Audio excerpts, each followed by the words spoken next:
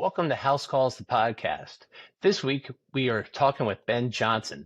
Ben, besides being Ty's nephew, is a fly fishing guide who is currently in Montana, but he guides in Chile, down to Patagonia, Alaska, and Montana. Ben has just got so much energy and so much this positivity in him that you'll feel it coming at you right through your headphones. And he is a true outdoorsman. This is the look of a true indoorsman. Ben, outdoorsman. I will tell you that no animals were harmed in the recording of this podcast, but there is an interesting story that has to do with a minx and a dorm bathroom. We cover a lot of stuff about Ben's passion, how he was able to combine his passion for the outdoors with a career, and which he was able to do it at a relatively young age and early in his life. So enjoy the show. Enjoy the podcast. If you like it, please leave a comment. That helps us. And drop us an email at housecallsthepodcast@gmail.com. Thanks. So welcome to House Calls, the podcast. Technical difficulties again. I do not know what Matt is doing, sending me these things, but luckily we finally got my pretty face on here. Tonight, we are interviewing Ben Johnston, who is fly fishing guide, hunting guide extraordinaire. So we have been interviewing, Ben, a lot of people who do all sorts of different things, play sports, healthcare, business people. And we are interested in having conversations with people who have passions, and especially people who are passionate about their careers. The weird thing about tonight, though, is when I think about hunting and fishing, I have friends, tons of friends who do that. But you don't have a ton of friends. You are at this end of the spectrum where you've made it your career. At the other end of the spectrum of somebody who I don't think he's ever caught a fish, and he's certainly never gone hunting, is Matt. So all my friends, he is the most indoorsman there is. What do you call it? Rugged indoorsman. Indoorsman. And I'll have you know that I love this hat, but I threw on the camo just to man myself up a little bit. Okay, a little camo in there. So Ben, we actually went hunting, Matt and I did, on a trip that his brother organized.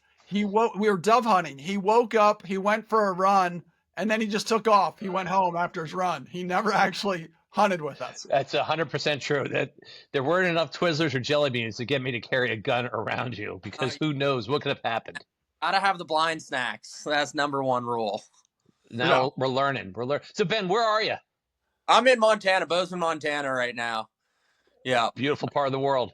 It's a question to ask because I am all over the place. I'm actually headed down to Mexico tomorrow.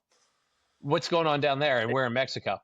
Going down to Baja, where my mom lives, down there in Todos Santos, to do some fly fishing down there. Nice. It is a cool, super not normal fly fishing either, which at the end of a long season down in Chile, it's fun to do some different things. So tell us about what you were doing in Chile. Yeah, so I'm sorry. I just finished up my third season down in Chile in Patagonia at a fishing lodge down there. Wait, you worked at the Patagonia store next to Chili's? Is that what you just said? Yeah, I was like the guy who checks you out that has technical difficulties. Yeah, that was you. Thank you. My fleece is a little snug, but thank you. No, I'm sorry. So you're down in Chile. There are a couple of tiny little Patagonia brand stores in some of those little towns down there. It is so funny. Yeah, the little mini tienda, tiny stand, and then Patagonia, just American as can be. Boom. Yeah. Capitalism's everywhere. Yeah. What is your day like when you're guiding in Patagonia? You know, our days are longer down there, usually waking up around 7 and getting out in front of the lodge. We kind of live in some guide quarters next to the main lodge. And so you're out in front of the lodge around 8 in the morning, waiting for people to be ready to go fishing. Then you short drive to the river. That's the nice thing about being as remote as we are, is you don't have to go far, but there are roads around to actually drive a boat on a trailer and a truck. Yeah, hop in there, get in the river, float down, enjoy the day. It is just a crazy, gorgeous place. And then get back to the lodge, usually 5 or 6 in the evening, clean the boats, clean the trucks, frantically maybe make a fly or two that was working. You know, here in America, when I'm guiding, I can always just buy things that I need. And so it's a weird deal being so remote for a matter of months, where you can't just run down to the store and resupply. while you're down there. You have to bring the things to make more flies to fish with, or just crazy amounts of fishing line and the whole deal. It's not a good place to run out of things. And what are you fishing for?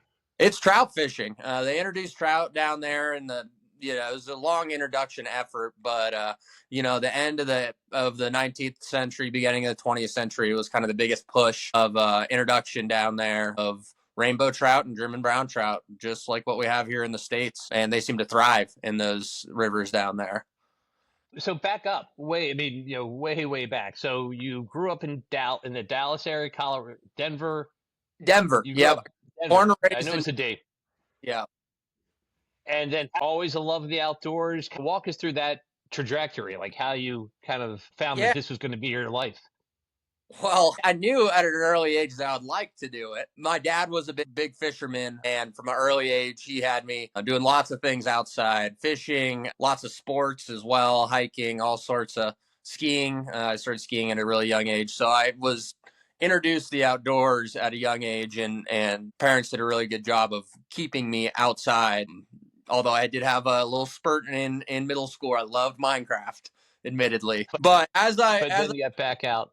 I really liked competitive sports, and I really liked the fishing thing. Those two seemed to really click with me a lot. And, going through middle school, I started to kind of be able to do it enough to where I could be successful on my own. I remember riding around Denver, and it's a huge metropolis, right? So you're not exactly, before you have a driver's license, you're not going and fishing in the wilderness. You're, going and fishing on the South Platte behind the REI, and you got to kind of keep your head on a swivel for a hobo coming out of a pile of trash bags.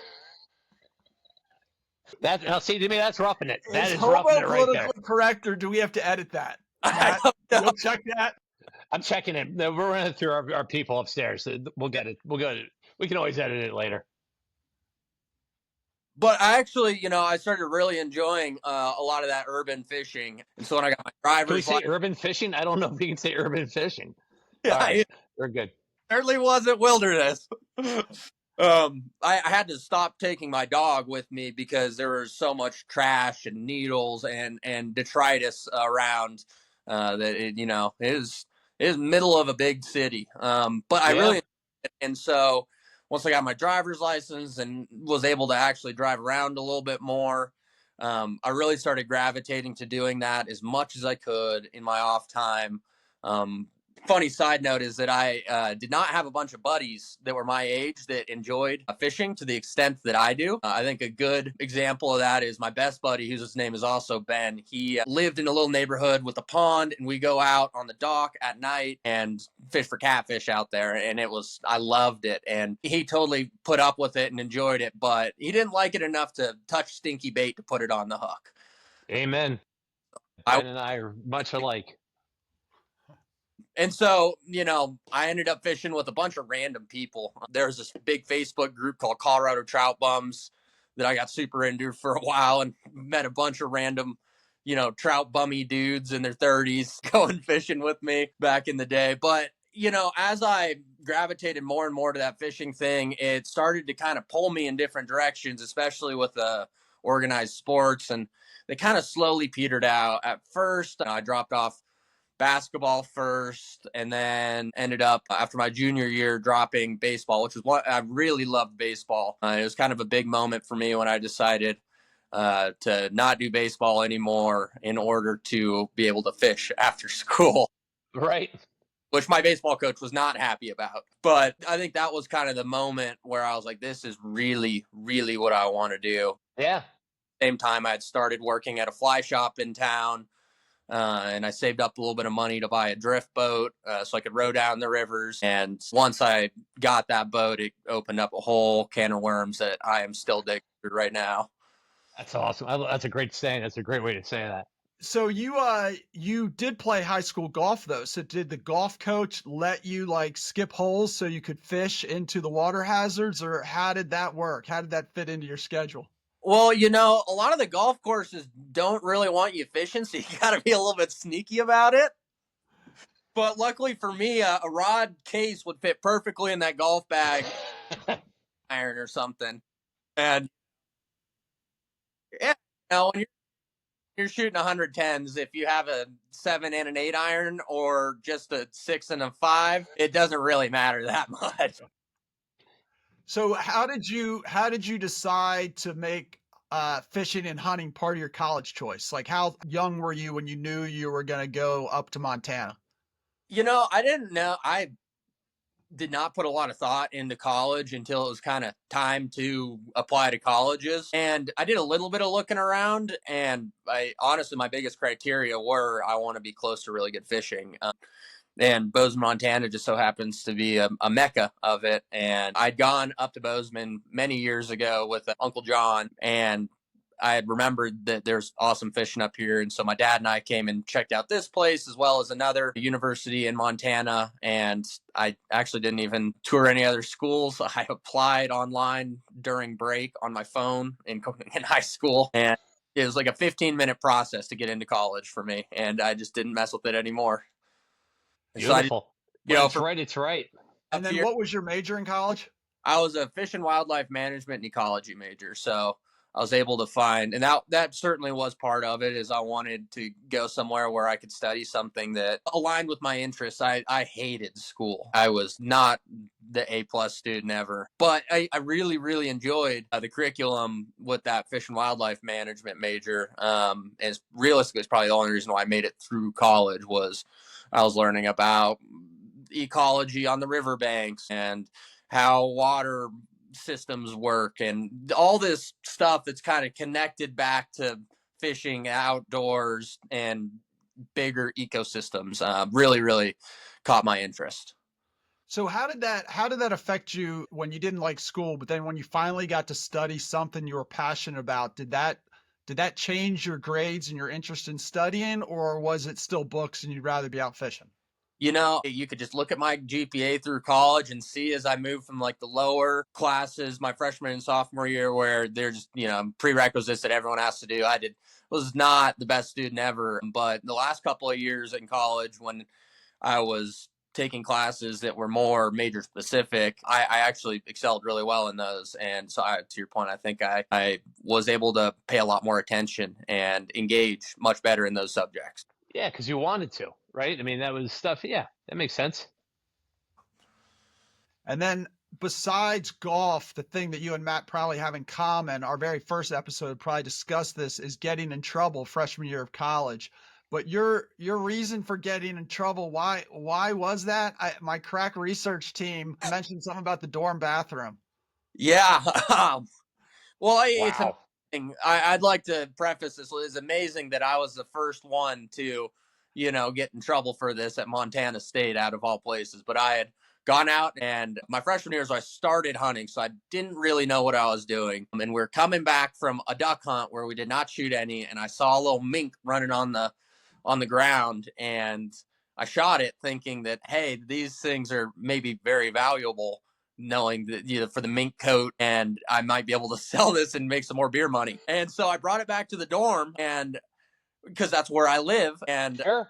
you gotta remove the skin to get the pelt, right? And so we're in the dorm bathroom, and there were a few of us in there, and there may or may not have been some alcohol involved. We've been pretty loud, and I was trying to skin this mink inefficiently, incorrectly, most likely. And we're just causing a ruckus, and right kind of at the apex of, I had one end, my buddy had one end, we're trying to yank it off, and right at the apex as it yanked off, the RA walked into the bathroom and sees this scene of I've got corpse, my buddy's got his pelt, I have a vegan buddy who's in the corner, he's like painted a cross on his forehead in blood saying a prayer for the mink. It wasn't Oh my God.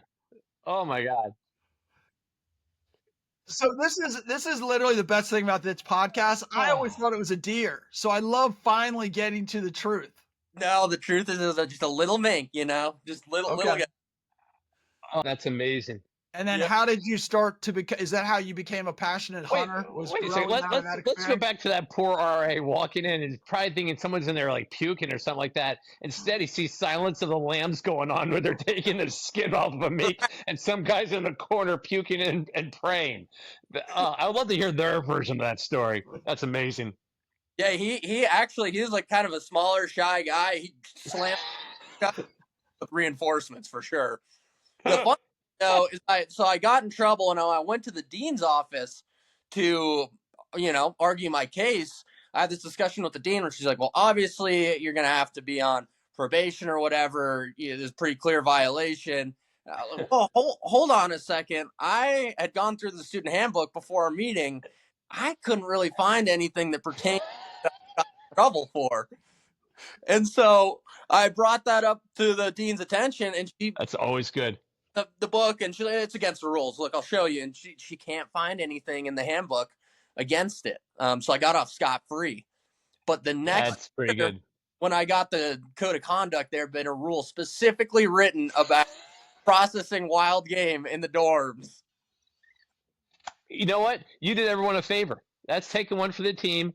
And I'm with you. I can't believe Montana State did not have that already in their Right? handbook. Did you make any beer money off the pelt? No, I skinned it incorrectly. You have to leave the paws attached, so it was worthless. And you had no Christmas gift for your mother, so that must have been really upsetting all the way around. I was gonna make her a nice pair of mittens. Yep. That's great. So is that where you got into hunting in college? Yeah. My freshman year of college, I had a couple of buddies. I think subconsciously I just started looking for the most redneck looking guys in the dining room and befriended them. And they took me out hunting a bunch, and it really started with waterfowl hunting. But that year I bought a shotgun. I'd gone hunting once, growing up with my dad, but it was not really part of our deal. And, I found out quickly that I loved hunting just about as much as I do fly fishing. Since then, it's been a growing, expensive obsession. And So what are you hunting for? Mainly ducks and geese, but I've started to kind of get into the upland side of hunting as well. I'm a wing shooter at heart. I'll do a little bit of deer hunting, more so with the deer though. It's just to go out, shoot a deer, buck or doe, whatever, and have the meat to eat. I really enjoy having that, and I really enjoy that aspect of hunting, that I can come home with some meat, because I can't do it with the fishing because ironically I'm allergic to fish, so I have to let them all go.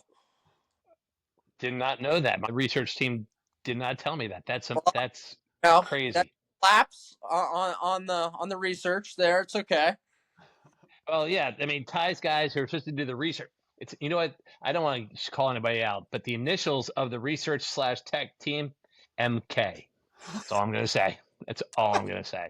So do you have any interest in doing the backcountry, like elk hunting, where you hike way back there and you have a bow and that kind of stuff? Like, do you ever think about doing that in the future? I would love to do that. That's like way harder. Kind of what's kept me from that is one, I think to be successful, it's a decent time commitment from practicing with your bow so that you can make a clean and ethical shot to also putting aside the time to go and do that. And that season happens to overlap with the fishing season a little bit. So it's hard for me to, especially at the end of the season, you're kind of hoping to crank out the last little bit of trips and finish out strong, have a little nest egg to get you through the winter, money wise. And so for those reasons, I haven't gotten into it, but I'm sure at some point I will. So you graduate from college, and then what happens? Like, what do you know you want to go to be a guide? What's that next step like? And how do your parents handle this? Well, I think my dad's okay because I got off his dime quickly. So I think he was, Yep. he was like, sure, go for it. Yeah, whatever, man. You're on your own now. No, I had kind of, what I did for work through most of college was guiding. I guided a couple of summers in Colorado right after high school and after my sophomore year of college, down there. And then I kind of in 2020, I moved up to guiding in Bozeman in the summer. And I didn't do full seasons, but I did a couple of real seasons. And I figured, I was like, oh my God, I can actually make some money doing this.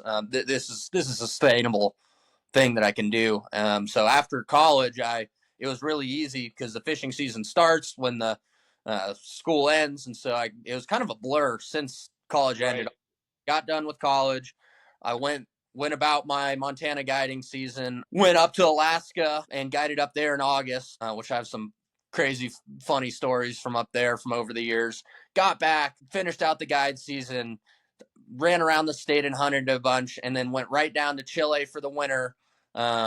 And then came back, Mexico, Montana, Alaska, hunting, rinse and repeat the last couple of years. So That's man, great.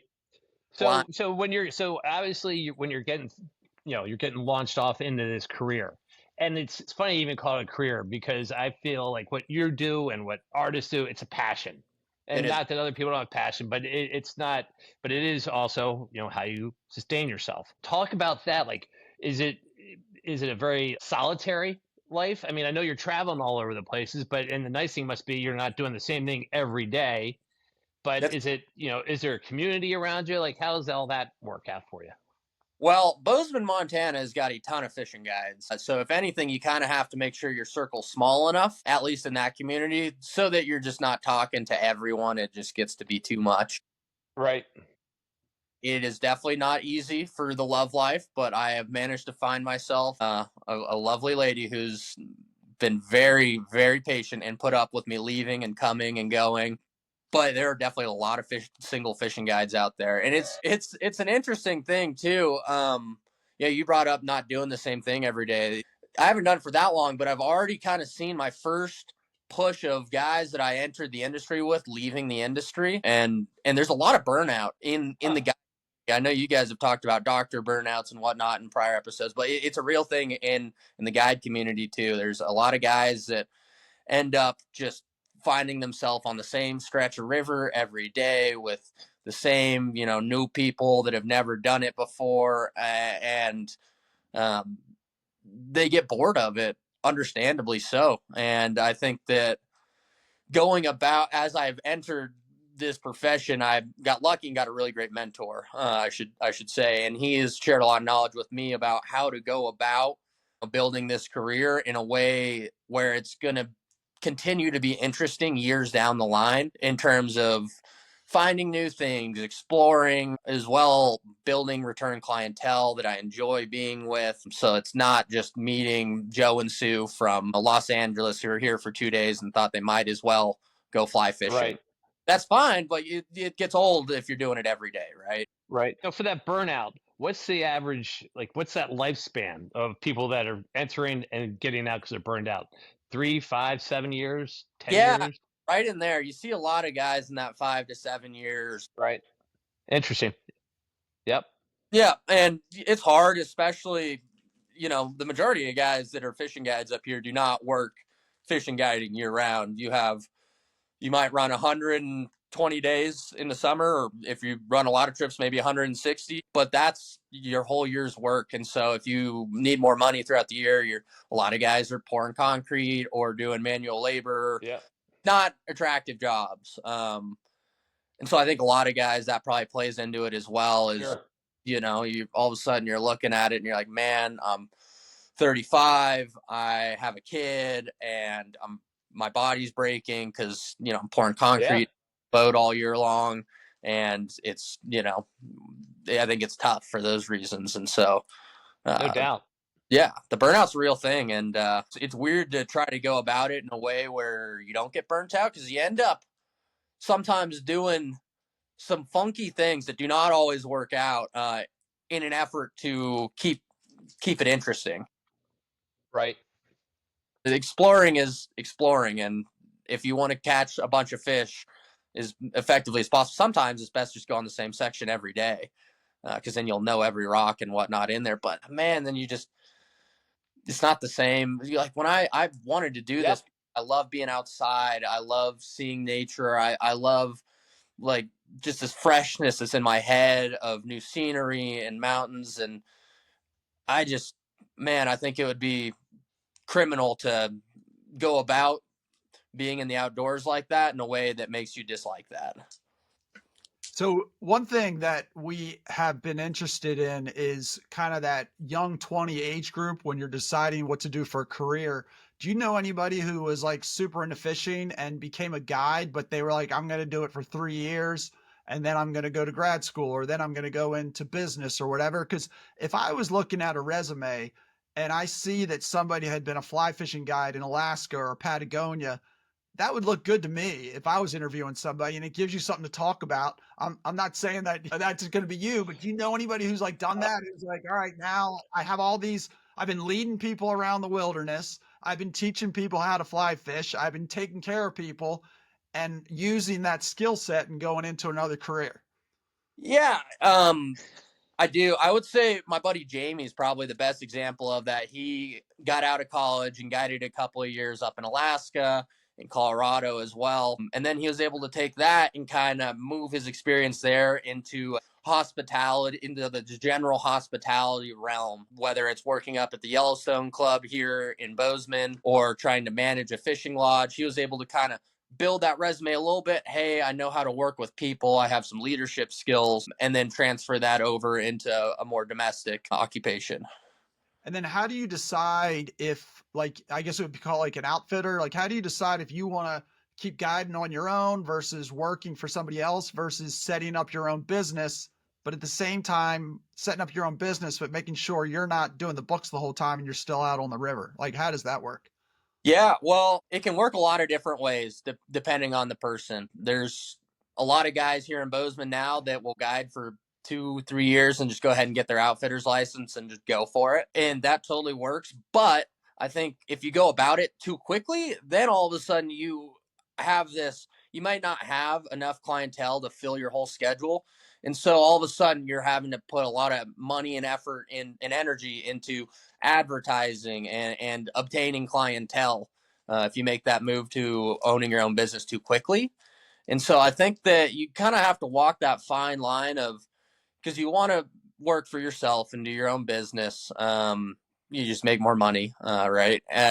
But you want to make sure that you move from the guide to the outfitter position when you're able to fill the majority of your schedule with return clients, so that you're not having to spend all this time in the off season drumming up work for yourself. So it's kind of a funny thing. I would say I'm probably looking at doing it myself here, hopefully in the next calendar year or so. But even with getting my outfitter's license and starting my own business, I'll probably still continue to work mostly for the outfitter that I've been working for the last 5 years. But, maybe I'll be able to run 20 trips a year that are my people.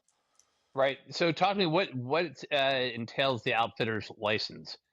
Like It, what does that entails? Is it testing? Is it yeah, it's not actually that hard to get. There's a test you have to do. That it's a test. You study for it, and there's fishing guides are not the brightest crowd of folk ever. Maybe not the best test takers, so they've made it in a way where we can succeed. And then there's a minimum requirement of days guided in the state. It's small. I right? think it's under 200. I think. Gotcha. Yeah, it means you're gonna have to guide for a season or two. And then what made you choose Patagonia? I mean, maybe that's a no-brainer because it's a gorgeous spot and a probably bucket list place for a lot of people. What made you choose that? It was really a connections networking thing and just timing. This is why I chose that. An outfitter in Bozeman that I had worked for, I had previously been the head guide down there and was involved in that operation. One of my good buddies up here was currently the head guide, and he was kind of just like, man, you got to get down here. You got to get down here. He had asked me a There you couple of go. while I was still in college if I could go. I'm like, man, I'm studying for a test right now. I can't go to Chile. So it was a really easy and smooth transition Yeah. to do that. It was just, that looks cool. I have nothing going on in the winter. Well, why not give it a try? And how long are you down there? And is there a language barrier? And how did you overcome that? So I'm down there 3.5 to 5 months, depending on the season. And I'm pretty lucky in that I took a lot of Spanish growing up. And, my first season, the Spanish down there was pretty hard, but I kind of decided that I would take 30 minutes, an hour out of every day and go and drink wine with some of the chefs in the evenings who weren't speaking in English, and just kind of go for it and try. And it really helped my Spanish along. And my Spanish is by no means fluent, but I can talk You can hold your own, right? about anything now in Spanish, which has added a whole nother layer of enjoyment. Sure. that whole Chile experience about just being like, for example, this year we were in the middle of nowhere on this river, and yeah, I mean, just total wilderness, and we're here crashing through the bushes, and there's some cowboys up there. They're doing whatever. I think they're probably moving cows or something up in the jungle. And they kind of come down and watch us, and we catch a fish in front of them. And I start talking to one of the guys, and he's like, yeah, my name's Tirso. I'm really good friends with the owner of the lodge. And we had like a cool little, 15-minute conversation in the middle of nowhere with just quite a character that you would never meet if you didn't speak Spanish, right? You'd just be, hola. That's awesome. Ciao. Yeah, you hear into the culture as well. So that's really in the environment, in the community. So I love that. Where does the clientele come from, and how much are they roughing it? They come from America, and they're not roughing it. That was my next question. Are you roughing it? Are you roughing it? Usually not. Okay. Usually not. No. Yeah, this is sounding better to me. Yeah, no, I mean, for a rugged outdoorsman, we have it's called the Patagonia Base Camp. So we do have some outpost camps. And they're kind of glamping setups, but one of them doesn't have hot water. So if you want to, you gotta either water, you gotta jump in that river. So that's kind of the extent of roughing it that's required. But it's super comfortable accommodations and good cooking, and so you're not roughing it. It's a funny deal too. Most of the clients that come down, you ask about the language barrier. It's so many English speaking people in this little tiny lodge that it ends up you don't really need Spanish to be there as a guest, or a lot of our guides don't speak Spanish either. But and plug the lodge. Yeah, it's the Patagonia Base Camp. Got it. Yeah. Got it. Okay. You remember that, Matt? Yeah, I got it. Is that for our second or third retreat? Okay, that'll be our third retreat. Okay, third. All right. So Ben, I read a quote today, and I'm going to paraphrase it. It basically said, never take a young man to Alaska, because if you do, nothing will ever compare, or something like that. So let's jump into your trips to Alaska. Man, I mean, so I went up there in 2019. I really went for it with my dad and one of my buddies. We decided we were going to want to do a 17-day DIY float trip out there. Whoa. Which, for future reference, I would not let a 19-year-old plan, because I ended up not planning quite enough food for us. And there was quite a discussion of how much we would pay for a McDouble to be delivered to us on the river. Between 100 and 100, depending on how hungry you were that day. Now on this crazy adventure, and I hadn't done anything like it in my life before. It's my first time in Alaska. I remember flying into this lake that they were going to drop us off at, and as we're like making our final descent into the lake on the float plane, you can see where the river comes out where we're about to go, and there's like 4 grizzly bears right there. My God, we're for real, and there's nobody out there. And we got off of, I think the first thing all of us did was load our guns and put them on our chest. We were all so nervous about the bears. And is that routine, like out in Alaska, you have a pistol, right? Like bear spray's not enough, or what? How does that work? A bear spray is a great tool, and it usually works. Yeah, usually. But so I think what Ty was trying to say is he wrestled in high school, and he was pretty sure that his wrestling skills would carry to Alaska and wrestle a bear. Is that true? He's told me that for years. Bear, if you got the jump on him, you might have a shot. All right, Ty, I stand corrected. You were very quick, so all right, you can handle it. You don't even need the spray. So what were you fishing for up there? So that's like one of the greatest things about Alaska is it's a whole variety of species. You have rainbow trout, you have dolly varden, and you have grayling, which are all kind of trout-y sized species of fish. And then you have all the salmon in the rivers up there, which I was so excited to go see. I remember when I was like a little tiny kid, my dad gave me this picture book, and it was like the life cycle of a sockeye salmon. And they like showed them all going up the river and spawning. And ever since I was a little kid, I really wanted to see, one of those big red salmon. So they have all the salmon up there to catch. They have sockeyes, kings, cohos, and pinks. Pink salmon are an every other year return up there. So you kind of fish for all of it. And one of the cool deals about floating the rivers from top to bottom is that the species you catch kind of differs as you go throughout the river. Maybe the top section of the river, you catch lots of grayling and rainbows, and in the middle you catch lots of dollies, and then down at the bottom you get a bunch of salmon. And so it kind of changes as you go through. And so your first trip up there, you didn't have a guide. You were being the guide. Yeah, no guide. Okay. Myself, my 10-year-old, no guide, no food. All right, yeah, let's exactly. go. Yeah, no, I mean, and it was a long trip. But it was amazing to have that much time, and certainly did it without a guide because I was 19 and very confident in my abilities. But I think for, outdoor, if you're a confident outdoorsman, there's certainly DIY floats that are doable up there, and you certainly save a bunch of money doing it that way. And have you been back there a bunch since? Yeah, so that really sparked a love in me for this whole float and fish style in Alaska. And so the years after that, I have just worked for an outfitter up there that offers the same type of trip that we did, just with guides. So I've guided up there 3 or 4 years now, doing 7 to 10 day long float and fish trips. I do 2 or 3 a year in August. Okay. So how do you handle it when you're guiding a group that, say, is made up of, say, like an uncle who has good situational awareness, good life survival skills, but not much fishing ability? Maybe his son-in-law who knows a ton about fishing and loves it. Maybe 2 sons, one fishes a little bit, one doesn't fish at all. And then they bring his friend who is a rugged outdoorsman. Like, how would that group mesh in Alaska?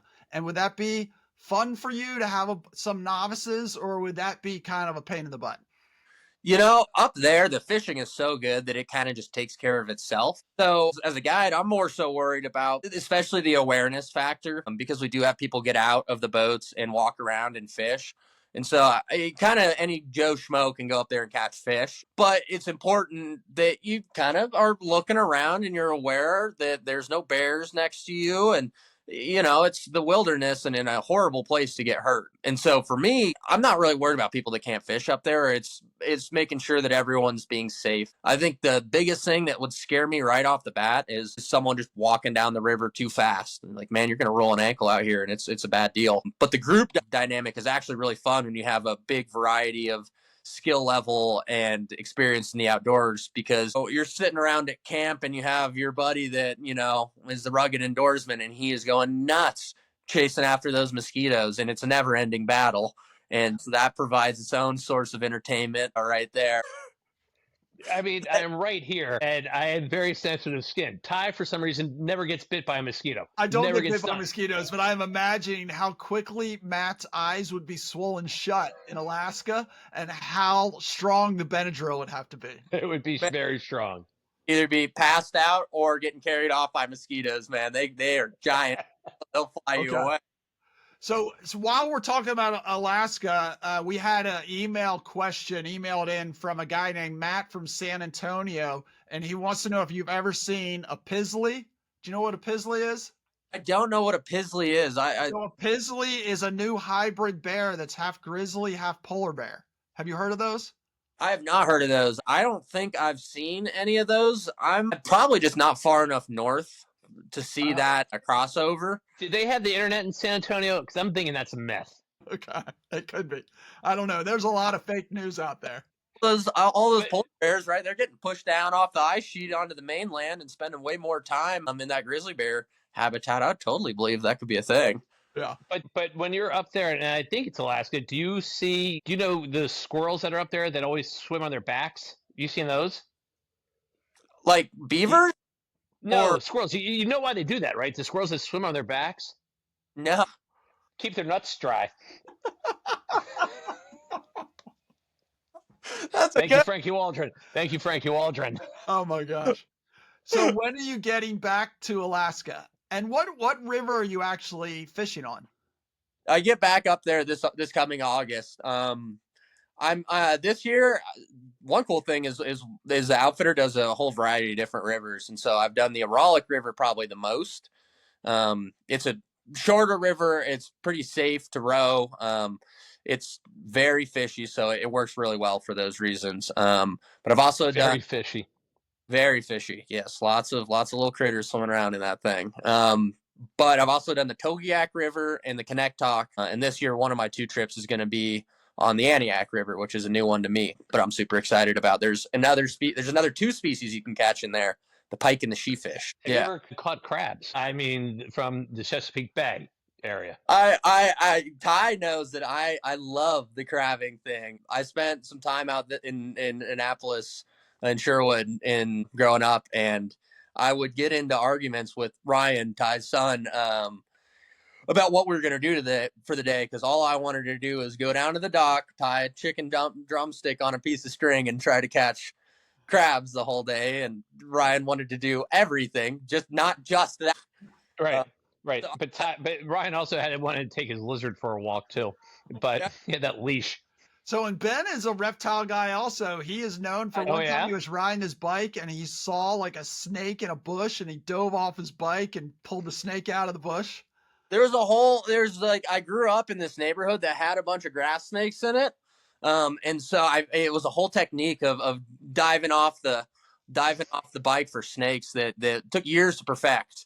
You need a good tumble into the roll, into grabbing the snake. There's a little science to it.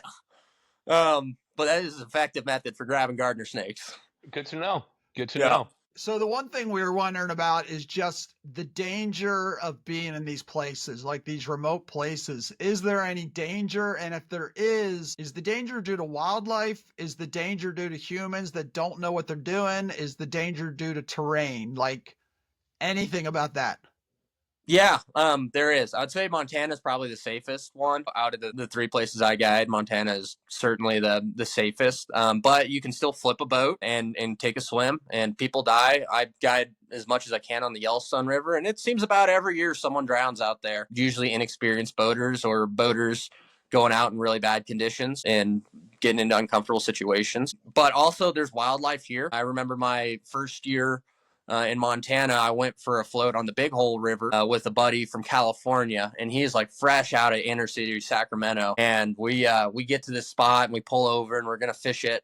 And we get out and we're like walking up the bank, and across the river we see there's a little baby moose over there. Cool, a little baby moose sitting under the tree, other side of the river. Neat little nature thing, whatever. And we kind of walk out, get our rods ready to fish, and you hear this cracking coming from behind us, and you look back on the bank, and here comes Mama Moose. And it's kind of like, Mama Moose, us, river, baby. And she was not happy about it. I'm kind of spooked by the moose in general, and so I saw that, and I'm like booking it back for the boat, right? And I'm running back, I'm diving in that thing, getting ready to get out of there as fast as possible. When I look back, my buddy, straight out of inner city Sacramento, he's got his phone out and he's taking the Snapchat video. Oh, look at this moose out here in Montana doing Tana things. Look at Mama Moose. Oh, she's fronting. Yeah, she's doing this whole crazy thing. And all I was going, it's walking right at him. And my God, it is so upset. And finally, he kind of oh my God, this thing's gonna come get me. And he starts running. And when he starts running, the moose starts chasing him. I'm pulling up anchor in the boat. He dives into the boat, breaks a rod as he does, and I'm pushing away, getting away from the shore, and boom, boom, boom. Here comes this moose running after us, and it jumps in the river and chases us, swims downstream after the boat for probably 300 yards, chasing us fast. They're better swimmers than I thought they were. Yeah. So, wildlife can be a real thing out here, and flipping a boat can be a real thing. So it's probably pretty important that you have a responsible guide, but it's also important that the people who are fishing are listening to the guide, right? I bet you've heard stories of guides being reckless, and you're like, I would never send somebody to go with that person. Yes, certainly. Especially these rivers are really powerful, and people sometimes are a little bit aggressive, or you get lulled into a false sense of security that nothing bad can happen because it all seems so great. And I mean, I've been in a flip boat, and it is all great and nothing can happen until that split second where it happens. All of a sudden you're swimming underneath the boat, and you hope you flipped in a good spot. And wouldn't you lose some valuable equipment also? Huh? Wouldn't you lose some valuable equipment? also? Yeah, most certainly. The boat flip I got in, we were pretty lucky. It was like nice summer day, and I was sitting in the front of the boat, and I have a beer and my rod, and everything's great. And we are cutting across. There's like one wave in the middle of the river that you got to avoid, and we're cutting across below the wave. We got sucked back up into it, and the boat end over end flipped. Whoa. It flipped so fast, though, that there's a big air pocket under the boat, and so most everything just kind of floated up underneath that boat. We're able to kind of get it to the side. But on one of those fishing boats, you probably have $10,000 to $15,000 worth of gear with you, so you don't want to lose it. So coming up, where are you going to be guiding like the next couple of years? And then where do you hope to guide the next couple of years? Like any dream spots you want to get to? Yeah, man. I'm definitely going to keep doing the Montana thing. I'm definitely going to keep doing the Alaska thing. I'm not sure if I'll go back to Chile or not. I love it down there. It's just so much time away from home. I've been taking some clients down to go fish in Baja, Mexico with me over the last year and a half or so. And I've really enjoyed that. And I'd like to possibly get a little bit into the saltwater aspect of fly fishing. And so I'd love to possibly work towards getting into Mag Bay, which is, did you guys go there, Ty, to Magdalena Bay? I don't think so. It's up the coast a ways, Okay. but there's an incredible fishery up there Okay. that I'd really love to break into. There's a lot of gringos that would love to do it, and yeah, I think it kind of comes back to that whole connections things. To actually get your resume looked at, I think you got to have the right introduction, right? Right. And then where do you, like when you go down to Baja, where do you set like what's your part of setting the people up, like where they stay, where their meals are, that kind of stuff? Yeah, what I do is I provide reservation for the fishing, probably first and foremost, with good guides that I trust at the right time of year. Then I organize transportation, lodging, and food. Really, you just got to show up and hopefully bring some stuff. If not, I have it for you, and we'll go out there and give them heck. And then how's the permitting different for Montana versus Alaska versus Chile? Like, do you have to have licenses everywhere? Montana's probably the most paperwork intensive place. I hold a guide license as well as liability insurance and independent contractor exempt and commercial auto, as well as a couple of certifications that allow me to use public boat ramps for commercial use. Up in Alaska, you just buy a free guide license. It's crazy easy. And down in Chile, you just buy a fishing license and you're good to go. Can you quickly tell me what's the draw of fly fishing versus just casting out? Why do you love fly fishing specifically so much more than a rod and a reel? That's kind of the funny thing about me is I would just say I love fishing in general, period. I think I live in a place where fly fishing is a very effective method, and you can be very successful using it. And it also, fly fishing is certainly fun over the spin rod fishing. Your normal fishing is very active. You're very engaged the whole time. There's not a lot of time where you're just sitting there waiting for something to happen. You kind of need to make it happen yourself. I think I really enjoy get it. Aspect of it, but I will be the first one to pick up a normal rod and reel and throw that thing around. Last weekend I went out with some guys and we went and threw jigs on spin rods, just as normal fishing as it gets, and I had a blast doing it. I love being out there interacting with the fish. It's always this puzzle that you're trying to solve, and there might not even be all the pieces in existence to solve it completely, but you have this incomplete picture, and the more you know about the ecology and the conditions and whatever, the more pieces you have to put together. And so it's this constant battle of trying to figure out what the heck is going on for these tiny little critters with brains the size of peas, and why are they smarter than me right now?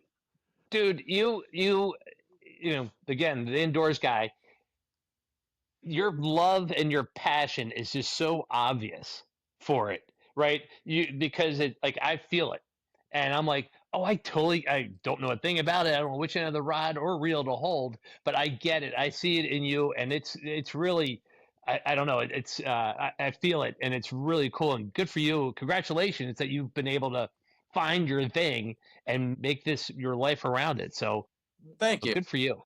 No, Yeah. I mean, I'm serious. That's pretty cool. We also discussed with a couple other people the concept of when you do your activity, are you in the zone or are you in flow? Meaning that you get to leave everything else behind and all you're thinking about is that thing. So, say we had a golfer on, a golf professional, and Matt and her were talking about how when they play golf, all they're thinking about is that next shot. And I mentioned that I think that's why some people love running, because when they're running, they don't think about anything else. Whereas maybe somebody else goes out for a run and all they think about is how much farther.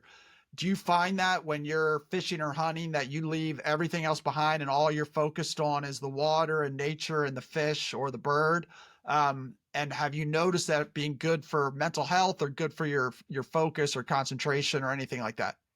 I don't think there's been a single better thing for my mental health than the outlet of the outdoors. And I certainly, when I am out in the outdoors, the last thing I'm thinking about is how I'm going to do my taxes next year, whatever random thing in the real world. When I go down to Chile, I don't even look at the news. It's like the best escape ever from everything. And you come back just so refreshed and clear headed and not stressed out. All you can just, if I get anxious or stressed out and I go out and spend a day in nature doing what, it could just be hiking, but especially the fishing and hunting, it's the easiest way for me to just forget about any stressors in my life, but maybe at the same time be able to kind of process those in a healthy way, when I want to, and kind of on my own terms. And so it is that I think that I would not be a super happy guy if I were sitting behind a desk most days. And some Yeah. people, where I Did you notice that when you were young, or was it more something you became aware of as you got older? No, it definitely was something I noticed as I got older. There was the stage of fishing's really cool. Dad likes it. Then, just kind of liking it and dinking around. And then you get into high school and all of a sudden it's a way to get away from parental supervision. But then after a while, you start to kind of realize how good it is for you only when you don't have it. I would go in the winter, a couple weeks without getting outside really in the way full immersion that I like to be. And all of a sudden I'm just stressed out or mad or short tempered or whatever it is, not mentally healthy, maybe not focused in school. And so almost like for the lack of doing it, I kind of realized, oh my gosh, this is actually a really beneficial thing to me. Very cool. And then on So the, Ty, uh, yep. No, I was gonna say, what kind of questions do you have I for got him? one more, and then we go to the questions. Sorry, And then Ben. the I know you got opposite, places to go. the mental health. How about physically? Like rowing a boat down a river is actually pretty strenuous. So, And getting chased by a moose. Yeah. do you have to do anything to prepare for that, or does actually the activity keep you able to do that? Definitely a little bit of PT on the side is a good thing. If you're not rowing a boat all year, if you're rowing a boat all year doing Alaska, Montana, Chile, it kind of just keeps you in good enough shape. But if you have a big, I think it's extremely important to go into the gym and keep your body in shape because you're asking a lot of it. For me now, I'm realizing that the biggest thing is probably resting my body more so than making sure it's ready. I had a weird thing with like some tennis elbow going on down in Chile that Ty will certainly hear from me in a private conversation where I need some consulting on. Okay. But the physical aspect of it is important. You need to not only just to row the boat, but in case an emergency happens, you need to be physically fit to run down that bank and get help or whatever it might be. I think it's an important thing, and staying active and healthy and strong when you're not doing it is crucial. So you've been doing all the house calls, physical, walking challenge, sprinting challenge, push-up challenge. Do you have a hunting dog? I have a dog that is horrible at hunting. Okay. Do you have a dream of ever getting a good hunting dog? I would love to have a good hunting dog. It's just waiting for the right time where I can be there for the dog and give it enough attention. Okay. And I'm not in Chile for half the year or whatever. Okay. Right. So now our big question. So we're going to say this is golf or hunting, and you're taking three people. So it's a foursome, like a golf foursome. You can take them golfing, you can take them to dinner, you can take them hunting. Fictional, alive, dead. Who are your three guests that you're taking with you? That's the most high house question ever. Thank you. If I could take three people with me, man, Man, Leave I Matt always, and I out of it. Leave Matt and Yeah, I out of yeah. it. We don't want to put Thank you. pressure on you. man. All right. Well, that does take a lot of pressure off. There's this one guy named Mike Iconella. He's this professional bass fisherman that I grew up watching. That just looks like such a crazy character. That I would love to hang out with him for a little bit and just listen to what he's got, because I'm sure he's got some good stories. That'd be one. Number two would probably be Will Ferrell. I think that would be a hilarious guy to add in. First mention for Will Ferrell Would he or be safe? Mike. Would he be safe on the I mean, river? he could probably wrestle a bigger bear than you could, Ty. Whoa, probably right. Probably right. Okay. And man, third guy, I think we'd have to just throw in like someone random like Donald Trump in there just to like see what happens, because I love it. you have no idea what's gonna come to life. Yeah. Ending day in a hunting blind with Donald Trump. I mean, I know you're out of the country and don't look at the news a lot. You know he's the president again, right? Yeah, I did see Okay. that. All right. I didn't know if you knew. Just wanted to keep you up to date. He's no longer on Apprentice. Okay, so what's your last meal? Like, what would be your special meal? It would either be maybe one of three things. It would be just a giant ribeye steak. Yeah, smoke whole 9 yards, right? Just a giant 28 ouncer, and just make yourself sick. That really Then good. we have a whole freezer of Wagyu. We got half of a Wagyu this year, and it is the best purchase we've ever made. I can literally pull out any kind of steak I want at any moment. I mean, venison's good, but it's not that good. Or I actually really like fettuccine Alfredo with a pheasant breast. I really, really like that. That could be a winner for me as well. Okay. Nice. So Ben, you're telling. Well, first off, let's make it known once again that of the three of us, you and I are one and two of the best dancers at the house family weddings. Usually. And number three, he's not even on the radar. But you talked about it, how you went out with some buddies last week and were just, cashing and fishing, having a beer. So a lot of people, when they go away on vacations, they go find you. What's a good vacation for you? Like, where do you want to go? Do you go into like the New York City, and see people, or do you like to stay out in the wilderness? What's a vacation for you? Usually something around fishing or hunting, as bad as that sounds. And maybe it's just I'm so in a nut job about it. But going down to Baja and fishing, like that's totally vacation time. In the fall, I run around into all the weirdest places in Montana that no one goes to and go hunting over there. That's kind of how I choose to spend my vacation time. I don't think like Rory McIlroy is going like on a golf weekend with his buddies, but you never know. But Ben is actually a great golfer also. I know. And he will hit the links, but he will go fishing as the sun rises before he plays golf. He'll fish all the water hazards, so he'll know the course well for you. Perfect. Water hazards well throughout the round as well. Yeah. What is your favorite book about, book or story about fishing and hunting, or your favorite movie? Huck Finn. Huck Finn. You know what really, when I was a kid, reading really got me into the whole fishing thing was Old Man in the Sea by Hemingway. Oh yeah. I really liked that one, and that whole story of the battle with the giant fish out in the middle of the sea and how everything goes wrong, and at the end he comes back with a pile of bones. So I've been thinking about reading that again. And what is he called, DiMaggio? Does he just call him DiMaggio the whole time, or something else? It probably I don't remember fully. And then how about your favorite movie about hunting and fishing? Say that again. Hunting? Oh my God, me too. I love Good Will Hunting. That counts. Yeah. Yeah. So Ben, let's just say that you're fly fishing, you're a competitive fly fisher. What's your walkout music?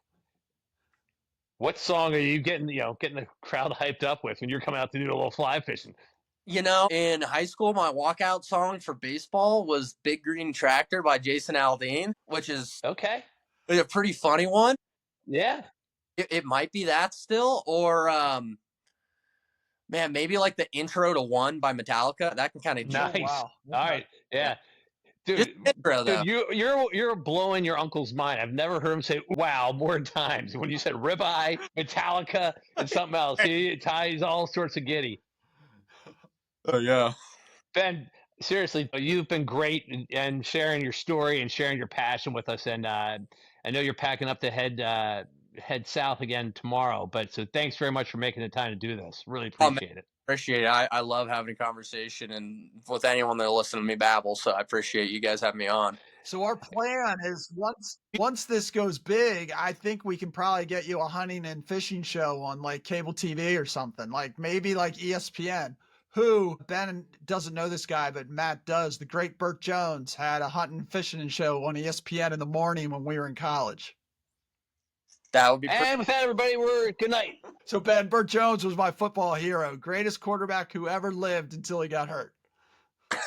What did he get hurt? He actually, 1972. Bill Belichick says he's the greatest quarterback he ever saw, and he tore up his shoulder in the late 70s. He was MVP of the NFL for the Baltimore Colts, tore up his shoulder before they could fix it, probably like a Drew Brees injury, but they didn't have the surgery back then. They didn't even have MRIs. And then he ended up having a great hunting and fishing show on ESPN in college that you could watch, and he would have former NFL players on. So what you would do is you would have a hunting and fishing show, bring on all the house call, the podcast guests. Yes. Teach us how to hunt and fish. Matt is not a great swimmer, so he would either need a life preserver or he would need a full-time like personal guide to protect him. And we would both need a lot of sunblock. We would. Yeah, you guys got that Maryland paste over the winter rocking. Yeah. It looks good on us. All right, well, have a great trip. Yep, and don't worry, we're gonna cut out the Burt Jones shit also. So no, we're leaving that. And your aunt says hi. Yeah, I tell everyone I say hi. I see all you guys here soon, right? Yeah. I'll see you guys all soon. Look forward. All right, bud. All right, later. Great being with you, Ben. Thanks. Thank you. Bye. See you guys later. See ya. Bye. Later.